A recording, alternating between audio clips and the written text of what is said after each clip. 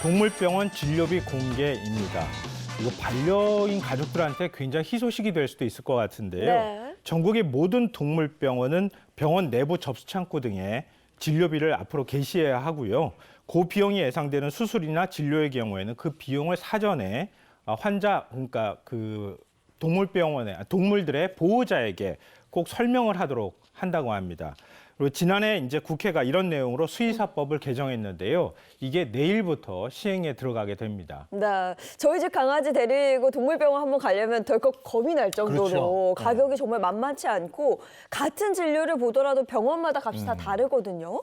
이번에 그럼 구체적으로 공개되는 주요 진료 항목은 어떤 것들인가요? 그러니까 저도 사실은 반려인이기도 한데요. 네. 병원에 아이를 데리고 가면 경험한 게 굉장히 많은데 가격도 굉장히 비쌀 뿐더러요. 그렇죠.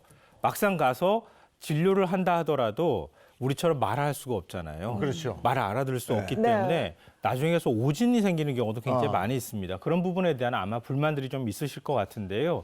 일단 진료비를 게시해야 하는 진료 행위는요. 진찰과 상담, 입원, 또 백신 접종, 그리고 엑스레이 촬영비와 판독료 등이 이제 포함이 됩니다. 이 진료비는 동물병원 내부 접수 창구나 진료실 같이 동물 보호자가 알아보기 쉬운 곳에 책자나 인쇄물을 비치하거나 또 병원 홈페이지에 게시를 하도록 하는데요. 또 진료비를 게시하지 않는 경우도 있을 수 있기 때문에 이런 경우에는 일단 시정 명령을 내리게 되고요. 그 다음에도 이행하지 않는다. 그러면은 1차로 30만 원의 과태료를 부과하게 되고 횟수가 늘어날 때마다 30만 원씩 과태료가 늘어나게 됩니다.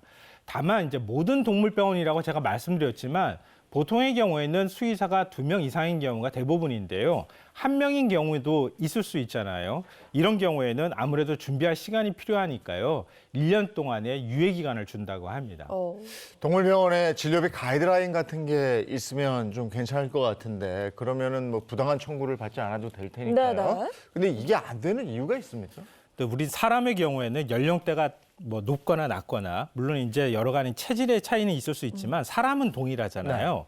근데 동물은 동일하지가 않잖아요. 네. 그러니까 진료비를 표준화하기가 굉장히 어려운 겁니다.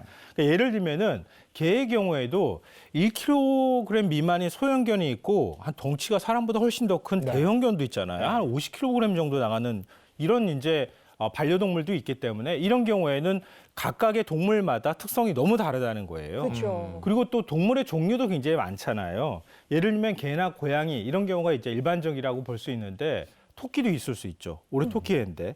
그리고 또 새나 파충류, 그다음에 뭐 이건 말고도 종류가 굉장히 많기 때문에 이런 동물들의 진료비를 다 표준화해서 이거 동일한 가격으로 받아라 하기가 매우 어렵다는 거예요. 네. 근데 그러기에는 아직 상당히 많은 시행착오가 필요할 수밖에 없는 상황인데요. 이 정부는 일단은 진료 항목 100개를 골라내서 내년까지 진료비를 표준화할 예정이고요. 만약에 어느 정도 이게 표준화가 된다고 하면은 이것 또한 굉장히 반려인들한테 관심이 많을 것 같은데요. 그러니까 진료비를 표준화하게 된다고 하면 보험을 가입할 수 있게 된다는 거 하는 거잖아요. 그러면은 그 다음에는 펫보험을 들 수 있게 되고 상품이 출시가 되면 이게 좀 활성화될 수 있다 이런 겁니다. 반려동물 키우는 분들 보면 어디 아프거나 이러면 정말 난감해 하더라고요.